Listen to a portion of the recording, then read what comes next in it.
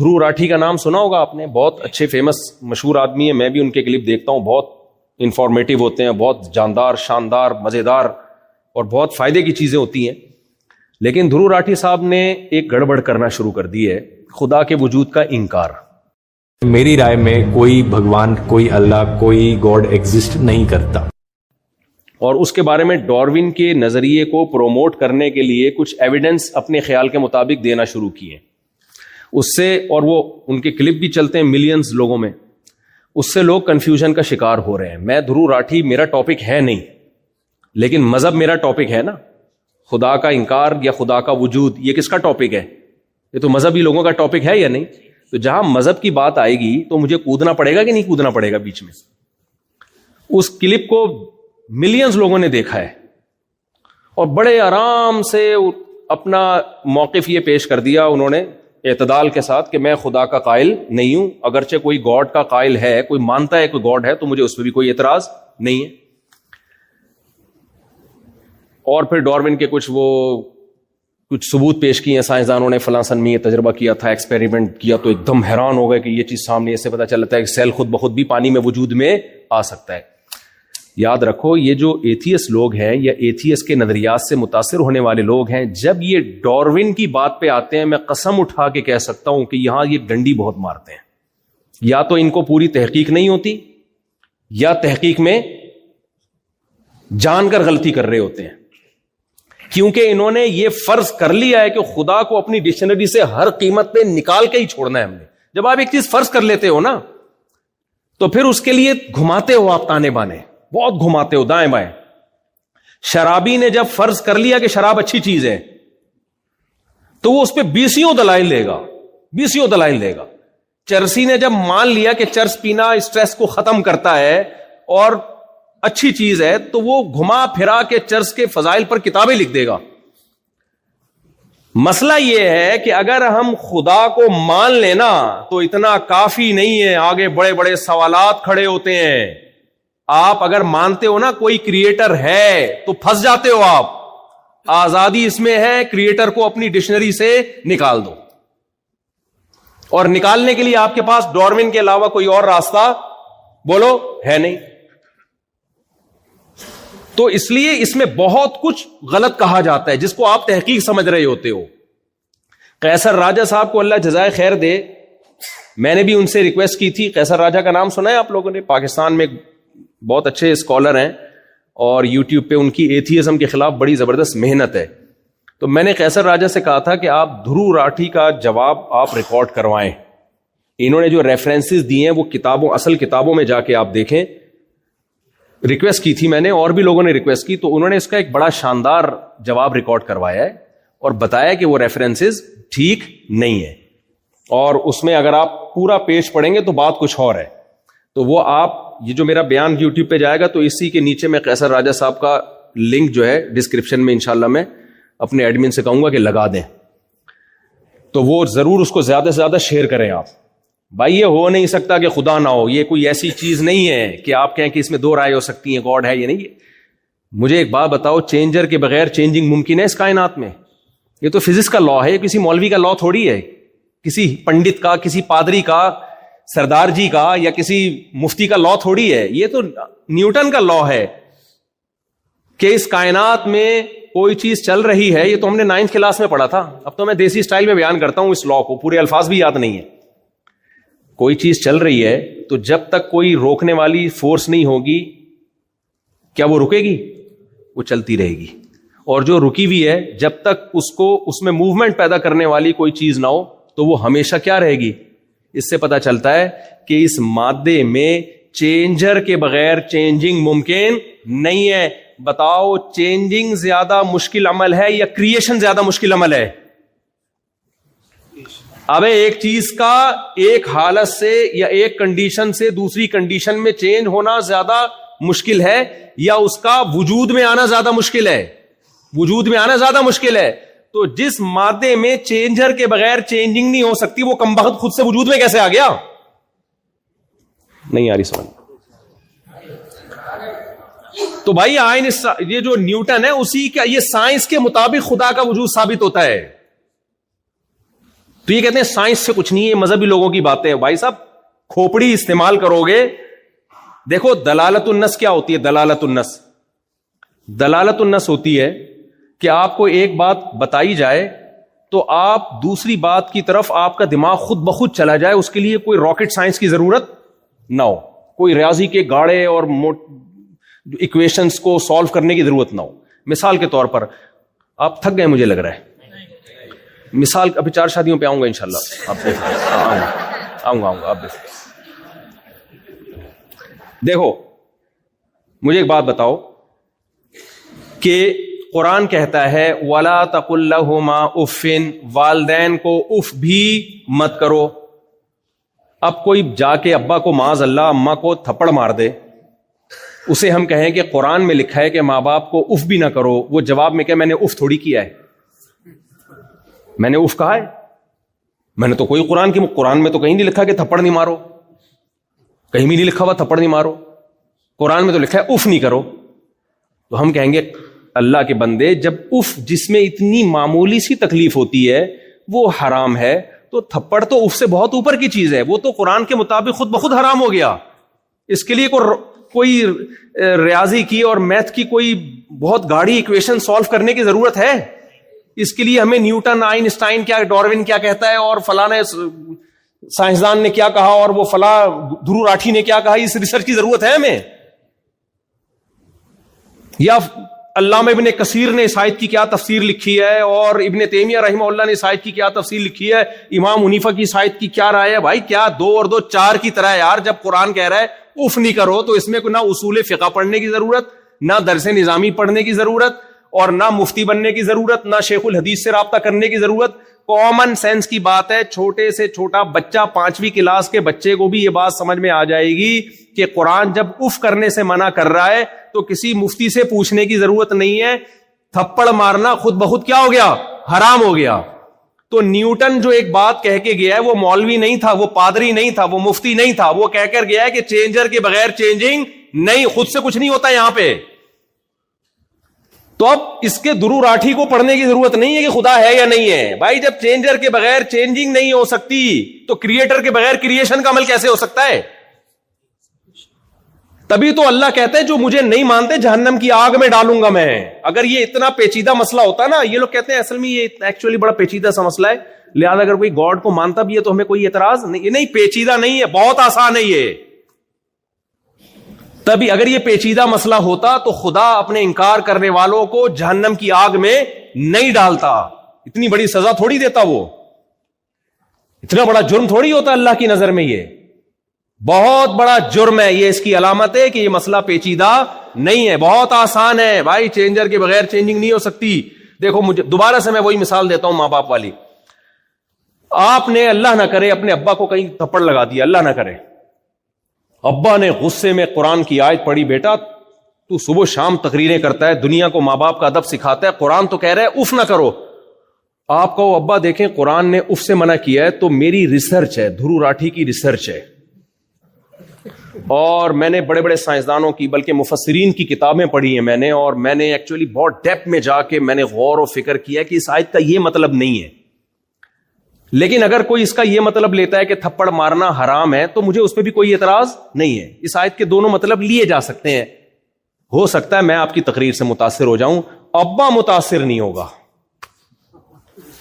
پڑوسی متاثر ہوں گے کہ یار علامہ ابن کثیر اور علامہ آلوسی رحمت اللہ علیہ اور تفسیر طبری کے حوالے پہ ہے نہیں حوالے ان میں، لیکن ایک مثال دے رہا ہوں، اتنے حوالے پیش کر دیے اس نے اور وہ فلاں کا بیان بھی دکھا دیا، فلاں کی ریسرچ بھی دکھا دی. اس سے یہ ثابت ہوتا ہے کہ یہ مسئلہ اختلافی ہے. اس آیت کی 2 تفسیریں، ایک تفسیر یہ کہ صرف اف ہی حرام ہے، دوسری تفسیر یہ کہ نہیں تھپڑ بھی حرام ہے. تو ایکچولی یہ مسئلہ اس میں اختلاف رائے بولو ہو سکتا ہے. یہ ہو سکتا ہے اس تقریر سے میں متاثر ہو جاؤں، پڑوسی متاثر ہو جائے، بھائی بہن متاثر ہو جائے. باپ جس کو تھپڑ مارا ہے وہ آپ کی اس تقریر سے کبھی متاثر نہیں ہوگا. آپ نے 1 لگایا، وہ رکھ کے 6 بھی لگائے گا، جائیداد سے ہمیشہ کے لیے آگ کر دے گا، گھر سے دھکے دے کے نکال دے گا. اب آپ کہو گے ایک چیز جس میں اتنی کنٹروورسی تھی اور اتنی ایکچولی اس میں بڑے بڑے مفسرین کا اختلاف تھا، ابا اس پہ مجھے اتنی بڑی سزا کیوں دے رہے ہیں؟ اتنی ابا مان لیں گے یہ باتیں آپ کی؟ تو میرے بھائی دھرو راٹھی سے میں انتہائی احترام کے ساتھ کہتا ہوں کہ آپ نے جو خدا کا انکار کر دیا نا ڈاروین کو بیچ میں لا کے، اس تحقیق سے ہو سکتا ہے میں متاثر ہو جاؤں، آپ متاثر ہو جاؤ، گاڈ خدا وہ کبھی بھی اس سے متاثر نہیں ہوگا. وہ کہے گا بھائی چینجر کے بغیر چینجنگ نہیں ہو سکتی، تو یہ بن کیسے گئی؟ یہاں ایک پرانا گھسا پٹا سوال کیا جاتا ہے کہ پھر خدا کیسے ہے، خدا خود سے کیسے ہے ہمیشہ سے؟ بھائی جان نیوٹن نے خدا کے بارے میں کوئی لا پیش نہیں کیا، صحیح ہے نا، اس نے اس کائنات کے بارے میں قانون پیش کیا ہے. اس کائنات کو ہمیشہ سے نہیں مانا جا سکتا، خدا تو ہماری عقل سے بالا تر ہے، اس کے بارے میں تو فزکس کے لا اس پر اپلائی ہوتے ہی نہیں ہیں. اس کائنات کو تو ہم جانتے ہیں، ہمیں پتا ہے بھائی یہاں کچھ کیے بغیر نہیں ہوتا، خود سے کچھ بھی نہیں ہوتا. یہاں پہ ایک ملحد تھا، ایتھیسٹ، پروفیسر ہے یونیورسٹی میں، اٹھ پٹانگ باتیں بہت پھینکتا رہتا ہے. اچھا تھوڑا سا سائنس پڑھ کے نا کھوپڑی آؤٹ ہو جاتی ہے. یار تم سائنس پڑھو، تمہیں کس نے منع کیا ہے؟ تم مذہب میں ٹانگ کیوں اڑا رہے ہو؟ مذہب سے تمہارا کیا لینا دینا؟ میسنجر آف گاڈ محمد صلی اللہ علیہ وسلم وہ اخلاقیات لے کے آئے ہیں. مذہب کا دائرہ کار الگ ہے، سائنس کا دائرہ کار الگ ہے. مثال کے طور پر میں مفتی ہوں، مجھ سے کوئی آ کے پوچھے گا وراثت کے مسائل کیا ہیں، میں بتاؤں گا. یہ ڈاکٹر کا کام یا سائنسدان کا کام نہیں ہے. ماں باپ کے کیا حقوق ہیں میں بتاؤں گا. میں پورے کروں نہ کروں، لیکن اگر میرے پاس علم ہوگا تو بتاؤں گا، میں نالج ہوگی. آپ پوچھو بھائی بیوی کے کیا حقوق ہیں، میں بتاؤں گا آپ کو. نماز کیسے پڑھنی ہے میں بتاؤں گا آپ کو. خدا ہم سے کیا چاہتا ہے میں بتاؤں گا، یعنی کوشش کروں گا بتانے کی. لیکن آپ آؤ میرے گردے میں پتھری ہے میں بتاؤں گا بھائی میرا ٹاپک. آپ کو سائنس کا تو پتہ ہی نہیں ہے ان مفتیوں کو، یہ تو جاہل ہیں، ان کو تو سائنس کا یہ چل رہا ہے آج کل یونیورسٹیوں میں لبرل لوگوں میں نا کہ ان مولویوں کو تو سائنس کا نہیں پتا. ناسا سورج کے قریب ایک وہ بھیجے ہوئی انہوں نے سیٹلائٹ بھیجا ہوا ہے سورج کے قریب. میں بہت دیکھتا ہوں وہ زوم زوم آوازیں آ رہی ہیں، پتہ نہیں کسی کے چولہے میں نہ بھیج دیا ہو کہیں. خیر امید ہے انشاءاللہ سچ ہی بول رہے ہیں، سورج کے قریب ہی بھیجا ہوگا. لیکن ہم تو دیسی لوگ ہیں، ہمیں کیا پتا، ہم تو کہہ رہے ہیں بھیجا ہے تو ہم مان لیتے ہیں. ہم تو اتنی لفٹ کرا رہے ہیں سائنسدانوں کو بھائی. اگر ہم سائنس کے خلاف ہوتے تو ہم نے کون سا جا کے دیکھا ہے؟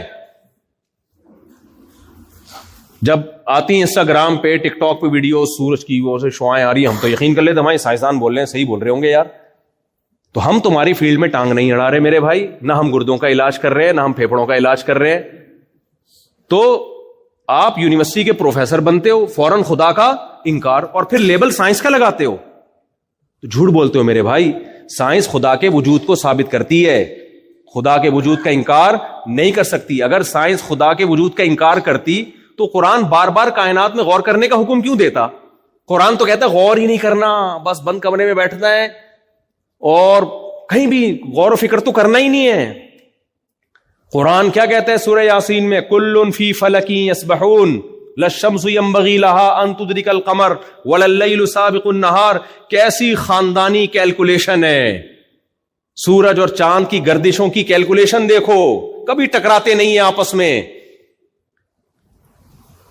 کیسی زبردست کیلکولیشن ہے یہ. ذالک تقدیر العزیز العلیم، تقدیر کیلکولیشن کو بولتے ہیں. اللہ کہتے ہیں یہ جو کائنات میں تمہیں ہر چیز اپنے دائرے میں گھومتی ہوئی نظر آ رہی ہے، یہ اتفاقی حادثہ نہیں ہے. حسن اتفاق سے ایسے اچھے اتفاقات نہیں ہوتے. اتفاق سے تو اوٹ پٹانگ کام ہوتے ہیں. اتفاق سے تو جس بندے سے آپ نے قرضہ لیا ہوا ہوتا ہے وہ مل جاتا ہے آپ کو.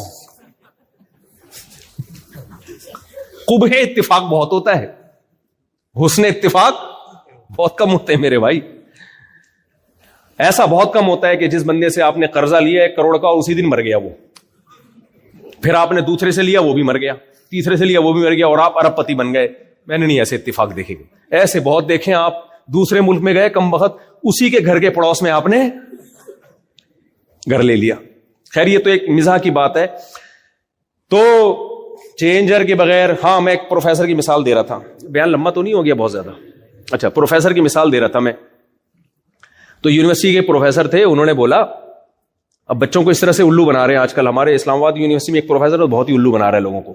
سائنس سائنس سائنس پڑھ گئے نا، دماغ کیا ہو گئی ہے، دماغ کیا ہو گیا ہے، کھوپڑی خراب ہو گئی ہے، تکبر.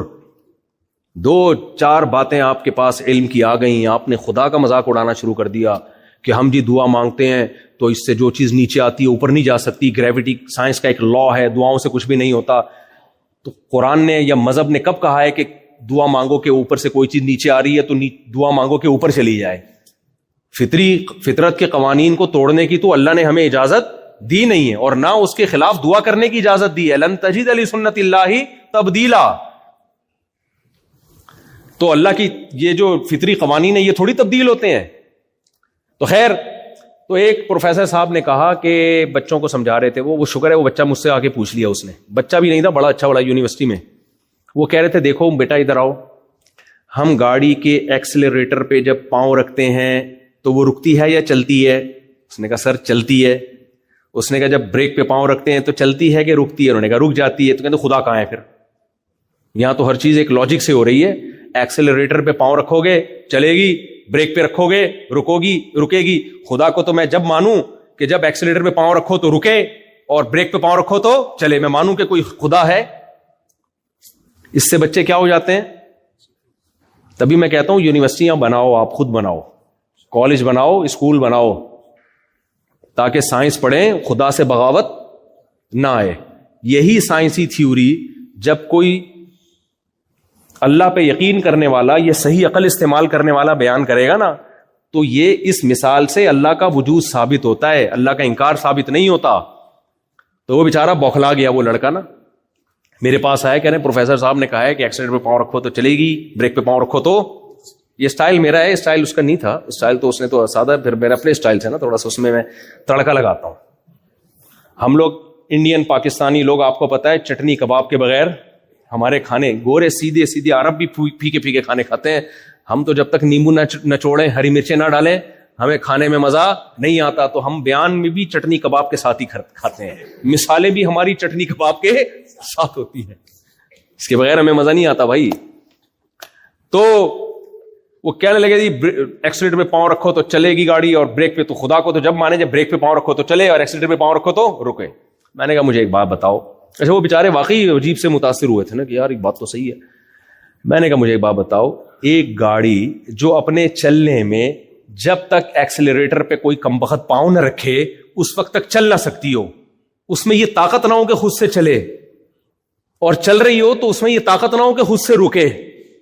کسی کمبخت کو بریک پہ پاؤں, کمبخت اس لیے کہہ رہا ہوں کہ رکھتے نہیں ہیں بریک پہ پاؤں ہمارے یہاں. جب ہمارے ہاں ایکسیلیٹر پہ پاؤں رکھتے ہیں تو اکثر بریکوں پہ نہیں رکھتے. آپ بیان کے بعد ملیے گا عبد الرحمان بھائی, ٹھیک ہے نا, ساتھ چلیے گا. تو ایکسیلیٹر پہ یہ سب سے پہلے ایک یعقوب بھائی ہیں اور یہ عبد الرحمان, جو مجھے افریقہ بلا رہے تھے بہت عرصے سے, اس لیے ان دونوں کو تھوڑا سا ہر جگہ ساتھ رکھنا ہے, ٹھیک ہے. تو ایکسیلریٹر پہ پاؤں, یار وہ لطیفہ بھی سن لو پھر مجھ سے. داڑھی بھی ایک مذاق بن گیا ہے نا, ہر بات داڑھی رکھ کے. یہ تو ایک داڑھی والے صاحب جا رہے تھے تو خاتون سے ٹکر ہو گئی نا گاڑی کو, تو خاتون نے کہا اتنی بڑی داڑھی رکھ کے ٹکر مارتے ہو, شرم نہیں آتی؟ تو کہنے لگے محترمہ یہ داڑھی ہے, بریک نہیں ہے.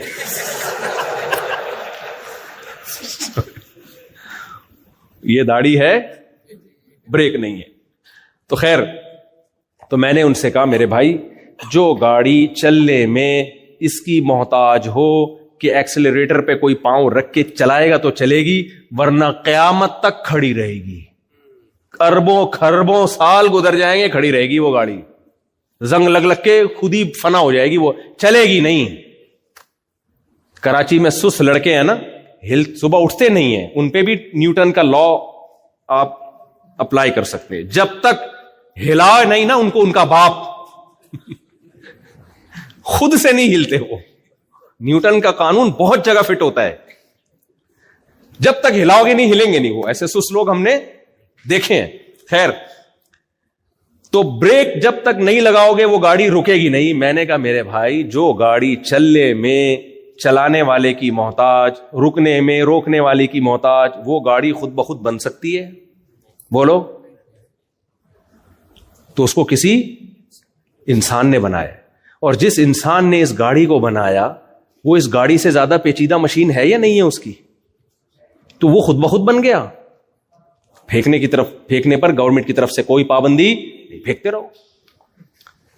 تو یہ نہیں ہو سکتا. ایک بے جان تصویر, بے جان, کھربوں سال میں خود وجود میں نہیں آ سکتی. اور اگر اس تصویر میں جو آنکھ ہے وہ دیکھنے کی صلاحیت بھی رکھتی ہو, اس تصویر میں جو ناک ہے وہ سونگنے کی صلاحیت رکھتی ہو, اس تصویر میں جو کان ہے وہ سننے کی صلاحیت رکھتا ہو, خدا کی قسم کھربوں سال میں بھی وہ آٹومیٹیکلی وجود میں ارتقاء اور ایوالو ہو کے وجود میں نہیں آ سکتا. تو اس لیے میں نے جو مثال شروع کی تھی, ابا کو اگر کہو گے نا, ابا قرآن میں تو یہ ہے کہ اف مت کرو, تھپڑ کا تو نہیں ہے, اور تقریریں جھاڑ دو, تو سب کی سمجھ میں آ جائے گا, ابا کی سمجھ میں نہیں آئے گا. ابا نہیں مانے گا آپ کے اس فلسفے کو. اس لیے میرے بھائی آپ ڈاروین کو بیچ میں لا کے کہ ہم بندر سے آٹومیٹیکلی بن گئے اور پہلے ایک سیل وجود میں آیا, تو سارے سائنسدان بھی متاثر ہو سکتے ہیں, ساری دنیا بھی متاثر ہو سکتی ہے. لیکن اس بیس پہ اگر آپ اللہ کا انکار کرو گے تو اللہ آپ کے جرم کو معاف نہیں کرے گا. اللہ کہے گا میں نہیں چھوڑوں گا. اور کیسے بھائی, تو کمبخت جب تو پیدا ہوا تھا, پیدا ہوتے ہی ماں کی چھاتیوں میں دودھ جاری کر دیا میں نے, یہ بھی ایوالو ہوا ہے.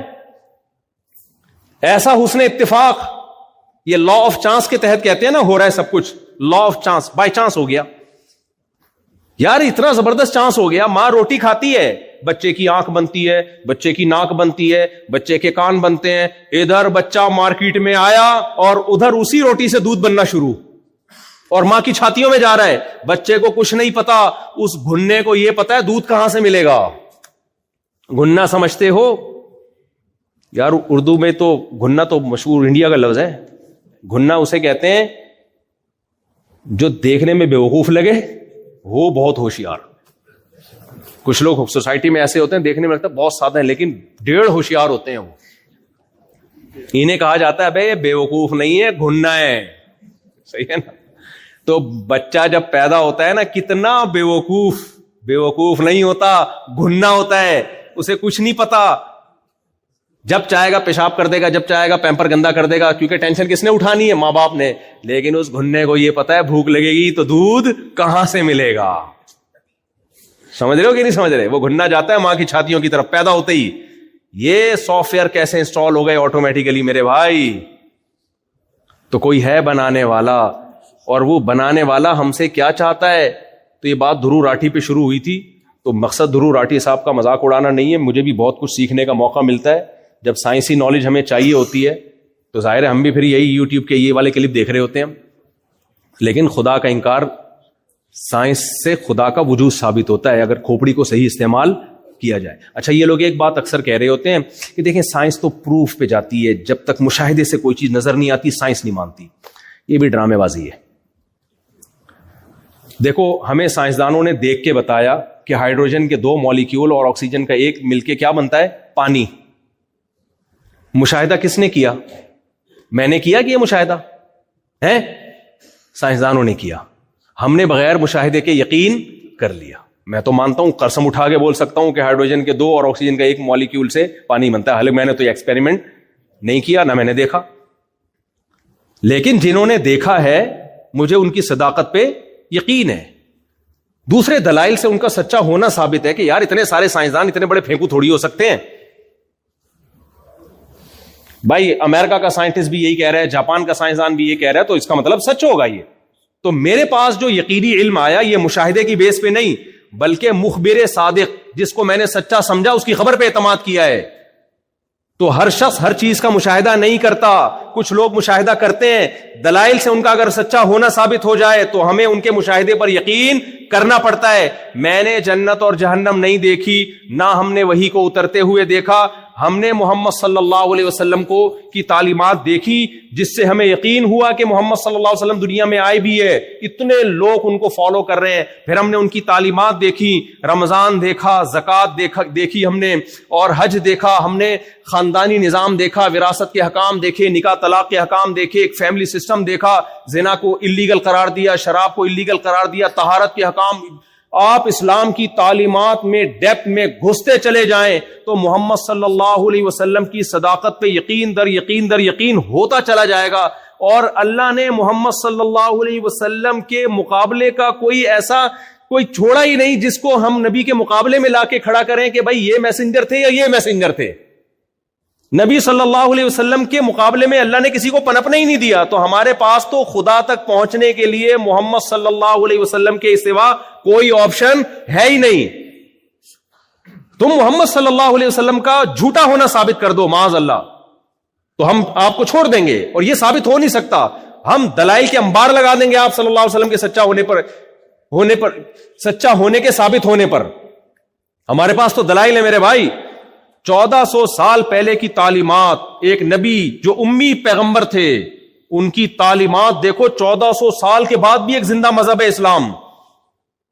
بھائی 1400 سال پہلے اتنی پاورفل موٹیویشن کہاں سے آ گئی کہ کروڑوں لوگ رمضان کا چاند نظر آتے ہی کھانا پینا چھوڑ دیتے ہیں. یہ موٹیویشن, یہ تو ابھی یہ میرا ٹاپک نہیں ہے اسلام کی حقانیت اور نبی کی حقانیت کیسے ثابت ہوتی ہے, ورنہ اس پہ تو کئی گھنٹے بولا جا سکتا ہے. جب محمد صلی اللہ علیہ وسلم کا سچا ہونا ثابت ہو جائے تو پھر میرے لیے جنت کا مشاہدہ ضروری بولو نہیں ہے, جہنم کا مشاہدہ ضروری نہیں ہے.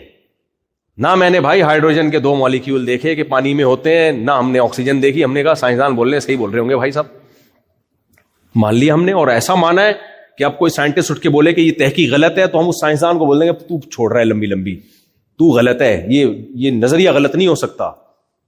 تو ایسے ہی میرے بھائی ہر ایک کا مشاہدہ نہیں ہوتا.